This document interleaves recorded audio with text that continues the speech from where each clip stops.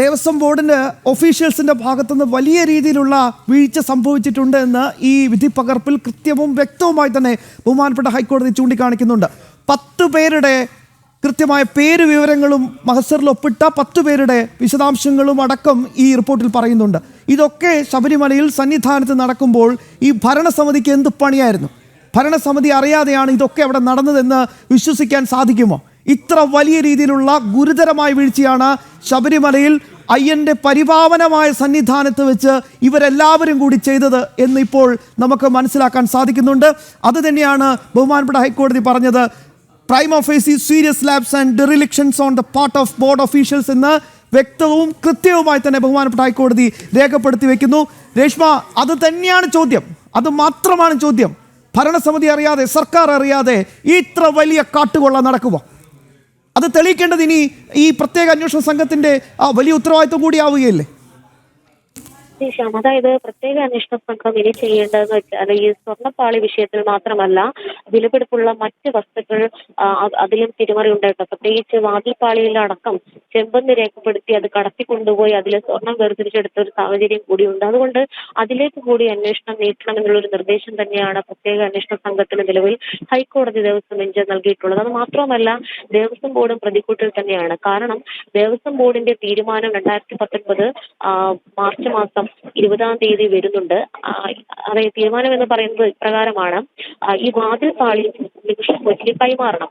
വാതിൽപ്പാളിയിൽ സ്വർണം പൂശുവാൻ വേണ്ടിയിട്ട് ഉണ്ണികൃഷ്ണൻപോറ്റിക്ക് കൈമാറണം എന്നുള്ളതായിരുന്നു അന്നത്തെ ദേവസ്വം ബോർഡ് 2019 മാർച്ച് മാസം 20-ാം തീയതി എടുത്ത തീരുമാനം. ആ തീരുമാനത്തിന് പിന്നിലും കൃത്യമായിട്ടുള്ള അജണ്ടയുണ്ട്, ഗൂഢാലോചനയുണ്ട്, ആസൂത്രണമുണ്ട്. ഈ ദേവസ്വം കമ്മീഷണറും അന്നത്തെ എക്സിക്യൂട്ടീവ് ഓഫീസറും ചില കത്തുകളൊക്കെ തന്നെ ദേവസ്വം ബോർഡിന് അയച്ചു. ആദ്യഘട്ടത്തിൽ അയച്ചത് ദേവസ്വം കമ്മീഷണർ എക്സിക്യൂട്ടീവ് ഓഫീസർക്കാണ്.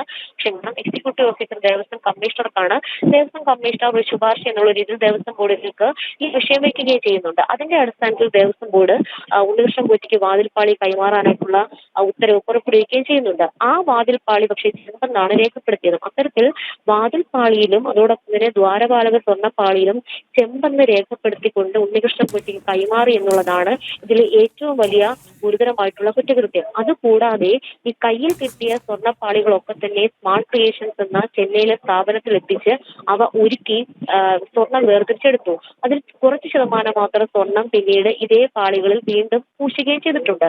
അതിൽ ഏറ്റവും പ്രധാനമായിട്ട് പറയേണ്ടത്, മിച്ചം വന്ന 474 ഗ്രാമോളം സ്വർണം അത് പിന്നീട് കൽപേഷ് എന്ന് പറയുന്ന ഒരു വ്യക്തിയെ ഏൽപ്പിക്കണം എന്നുള്ളതായിരുന്നു ഉണ്ണികൃഷ്ണൻപോറ്റി സ്മാർട്ട് ക്രിയേഷൻസിന് നൽകിയ നിർദ്ദേശം. അതിന്റെ അടിസ്ഥാനത്തിൽ ഒക്ടോബർ മാസം 2019 10-ാം തീയതി ഈ പറയുന്ന 474 ഗ്രാമോളം സ്വർണം കൽപേഷിന് കൈമാറുകയും ചെയ്യുന്നുണ്ട്. ഈ ഗോവർദ്ധനാണ് ഈ വാതിൽപ്പാളിയിലടക്കം സ്വർണം പൂശാനായിട്ടുള്ള സ്വർണം നൽകുകയും ചെയ്തിട്ടുള്ളത്. അത്തരത്തിൽ നിരവധി പേർ ഇതിൽ ഉൾപ്പെട്ടിട്ടുണ്ട്. ഈ പറയുന്ന ഗോവർദ്ധനോ കൽപേഷോ ആരൊക്കെയാണ് ഈ ഉണ്ണികൃഷ്ണൻപോറ്റിയുടെ ബിനാമികളാണോ എന്ന കാര്യത്തിൽ സംശയം നിഴലിക്കുന്നുണ്ട്. ദേവസ്വം വിജിലൻസ് ഇതുവരെ കണ്ടെടുത്ത എല്ലാ രേഖകളിൽ നിന്നുമാണ് ഈ മഹസറിലടക്കം കമ്മിറ്റിയുടെ കണ്ടെത്തിയിട്ടുള്ളത്. അതുകൂടാതെ തന്നെ ഈ വാതിൽപ്പാളി, അതായത് കട്ടിളപ്പാളിയിലടക്കം സ്വർണം പൂജിച്ചതും നേരത്തെ സ്വർണം പൂജിച്ചതും വീണ്ടും സ്വർണം പൂശാനായിട്ടുള്ള അനധികൃതമായിട്ടുള്ള ദേവസ്വം ബോർഡ് ഉദ്യോഗസ്ഥരുടെ ഭാഗത്ത് ഉണ്ടായി എന്നുള്ള യെസ്, അത് തന്നെയാണ് രേഷ്മ ഏറ്റവും പ്രധാനപ്പെട്ട കാര്യം. ഇതിൽ കൂടുതൽ നമ്മൾ ഡിഗ് ചെയ്ത് പോകുമ്പോൾ കിട്ടുന്നത് അക്ഷരാർത്ഥത്തിൽ ഞെട്ടിപ്പിക്കുന്ന പല കണ്ടെത്തലുകളാണ്. ഇതിൽ ഈ ഗോവർദ്ധൻ്റെ ഇടപെടൽ നമ്മൾ കണ്ടു. ശരിക്കും പറഞ്ഞാൽ ഗോവർദ്ധൻ തന്നെയായിരിക്കും ഇവിടെ മെയിൻ സ്പോൺസറായി മാറിയിരിക്കുക. ഒരുപക്ഷെ ഉണ്ണികൃഷ്ണൻപോറ്റി ഇടനിലക്കാരനായി മാറാൻ സാധ്യതയുണ്ട്. അങ്ങനെയാണെങ്കിൽ ഇതിൽ കൃത്യമായി തന്നെ പറയുന്നുണ്ട്, ഗോവർദ്ധൻ്റെ കയ്യിൽ നിന്ന് 180-ലധികം ഗ്രാം സ്വർണം വാങ്ങിയിട്ടുണ്ട്. സ്മാർട്ട് ക്രിയേഷൻസ് 184 ഗ്രാം സ്വർണം കൂടി ഡെപ്പോസിറ്റ് ചെയ്തു എന്നൊക്കെ ഈ വിധി പകർപ്പിൽ ബഹുമാനപ്പെട്ട ഹൈക്കോടതി തയ്യാറാക്കിയ വിധി പകർപ്പിൽ ചൂണ്ടിക്കാണിക്കുന്നുണ്ട്. മാത്രമല്ല, ഇതിനൊക്കെ ഉള്ളിലേക്ക് കയറി ചെല്ലുമ്പോൾ പുതിയ ഓരോ പേരുകളും വരികയാണ്.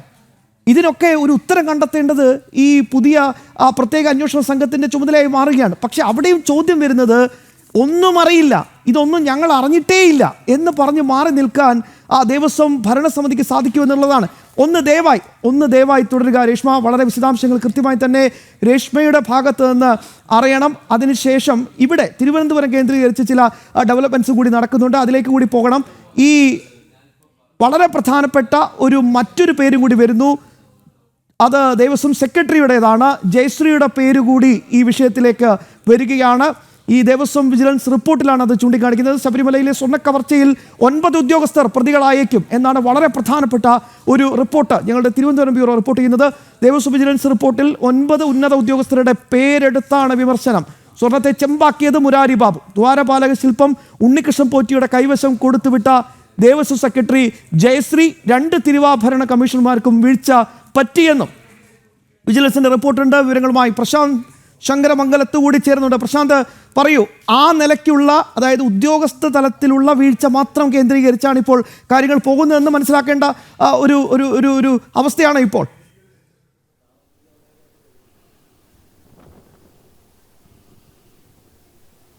ശബ, തീർച്ചയായും ഉദ്യോഗസ്ഥ തലത്തിലുള്ള വീഴ്ചയാണ് ഇതിലെ ഏറ്റവും പ്രധാനപ്പെട്ടതും എടുത്തു പറയേണ്ടിയിരിക്കുന്നത്. നമ്മൾ പലപ്പോഴും ദേവസ്വം ബോർഡ് പ്രസിഡന്റിനോട് ആരായുമ്പോഴെല്ലാം പ്രസിഡന്റ് ഒഴിഞ്ഞു മാറുന്നൊരു സാഹചര്യം ഉണ്ടായിരുന്നു. ദേവസ്വം ബോർഡിൻ്റെ ഭാഗത്തുനിന്ന് വീഴ്ച ഉണ്ടായിട്ടില്ല, അല്ലെങ്കിൽ ഉണ്ടായിട്ടുണ്ടെങ്കിൽ പരിശോധിക്കുമെന്നത് അടക്കമുള്ള കാര്യങ്ങൾ പറഞ്ഞുകൊണ്ട് ഒഴിഞ്ഞു മാറിയാണ് ഇത്രയും കാലം നടത്തിയതെങ്കിൽ ആ ദേവസ്വം ബോർഡ് പ്രസിഡന്റ് പോലും ഒഴിഞ്ഞു മാറാൻ കഴിയാത്ത സാഹചര്യത്തിലേക്കാണ് ഇപ്പോൾ ചെന്നെത്തിയിരിക്കുന്നത്. ദേവസ്വം വിജിലൻസിൻ്റെ കണ്ടെത്തൽ അതാണ്. കാരണം കൂടുതൽ ഉദ്യോഗസ്ഥർ ഇതിലേക്ക് പ്രതികളായി വരുന്നു, ഉദ്യോഗസ്ഥരുടെ പേരുകൾ വരുന്നു, വിവരങ്ങൾ വരുന്നു എന്നതാണ് ഏറ്റവും എടുത്തു പറയേണ്ടത്. ഇപ്പോൾ 9 ഉദ്യോഗസ്ഥർ കൂടി ഇപ്പോൾ ഈ ദേവസ്വം വിജിലൻസ് പേരെടുത്ത് വിമർശിക്കുന്നു എന്നാണ് നമുക്ക് മനസ്സിലാക്കാൻ കഴിയുന്നത്. റിപ്പോർട്ടിൽ പറയുന്നു.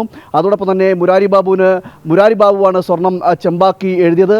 അതോടൊപ്പം തന്നെ ജയശ്രീ, ദേവസ്വം സെക്രട്ടറി ആയിരുന്നു ജയശ്രീ, ഉണ്ണികൃഷ്ണൻ പോറ്റിയുടെ കൈവശം ഈ സ്വർണം കൊടുത്തുവിട്ടത് ഈ ജയശ്രീയാണ് എന്നത് അടക്കമുള്ള വിവരങ്ങൾ വരുന്നു.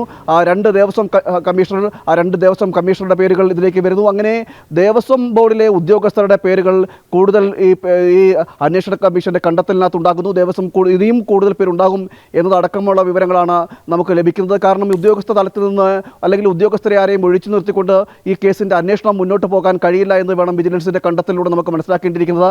മറ്റൊരു കാര്യമെന്ന് പറയുന്നത്, അതായത് ഈ സ്മാർട്ട് ക്രിയേഷൻ, ചെന്നൈയിൽ ആ സ്മാർട്ട് ക്രിയേഷൻ ഈ സ്വർണം ഉരുക്കി മാറ്റുന്ന സമയത്ത്, സ്വർണ്ണപ്പാളികളിൽ നിന്നും സ്വർണം വേർതിരിക്കുന്ന സമയത്ത് ദേവസ്വം ബോർഡിന്റെ ഉദ്യോഗസ്ഥർ ഉണ്ടായിട്ടുണ്ട് എന്നതടക്കമുള്ള കണ്ടെത്തലുകളും വരുന്നു എന്നാണ് നമുക്ക് മനസ്സിലാക്കാൻ കഴിയുന്നത്. അതായത് ദേവസ്വം ബോർഡിന്റെ ഉദ്യോഗസ്ഥരുടെ അടക്കം സാന്നിധ്യത്തിലാണ് ഈ സ്വർണം വേർതിരിക്കുന്നത് എന്നതടക്കമുള്ള റിപ്പോർട്ടുകളും എന്നതടക്കമുള്ള വിവരങ്ങളും ഈ വിജിലൻസിന്റെ കണ്ടെത്തലിൽ പറയുന്നു.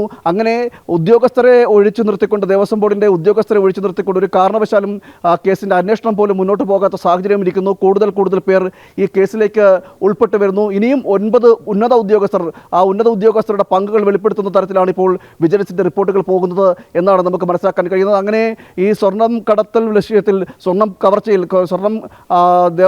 അയ്യപ്പന്റെ സ്വർണം കവർച്ച നടത്തിയ കേസിൽ വലിയ രീതിയിലൊരു ഏറ്റവും ഗൗരവം വരുന്നത് ഈ സ്വർണം ചെമ്പായത് ദേവസ്വം ബോർഡ് തീരുമാനം സംബന്ധിച്ച രേഖയിലാണ് എന്ന വളരെ പ്രധാനപ്പെട്ട ഒരു കണ്ടെത്തലുണ്ട്. മാത്രമല്ല 1998-99 രേഖപ്പെടുത്തിയത് 30.291 കിലോ സ്വർണം. ഈ സ്വർണ്ണമൊക്കെ എവിടെ പോയി? ഇതാണ് ഏറ്റവും പ്രധാനപ്പെട്ട ചോദ്യം. ബഹുമാനപ്പെട്ട ഹൈക്കോടതിയും ചോദിക്കുന്ന ചോദ്യം അത് തന്നെയാണ്. ഈ 2 പ്രധാനപ്പെട്ട കാര്യങ്ങൾ, ഒന്ന് ഉദ്യോഗസ്ഥ തലത്തിലേക്കാണ് ഇപ്പോൾ കേന്ദ്രീകരിക്കുന്നത്. ആദ്യം ഉണ്ണികൃഷ്ണൻ പോറ്റിയിൽ മാത്രമായിരുന്നു ഈ ഒരു മൊത്തം കേന്ദ്രീകരിക്കൽ നടപടികളും ഉണ്ടായിരുന്നത്. ഇപ്പോൾ ഉദ്യോഗസ്ഥർ തലത്തിലേക്ക്, വീഴ്ച വരുത്തിയ ഉദ്യോഗസ്ഥരിലേക്ക് കാര്യങ്ങൾ പോവുകയാണ്. ഇനി അടുത്തതാര്?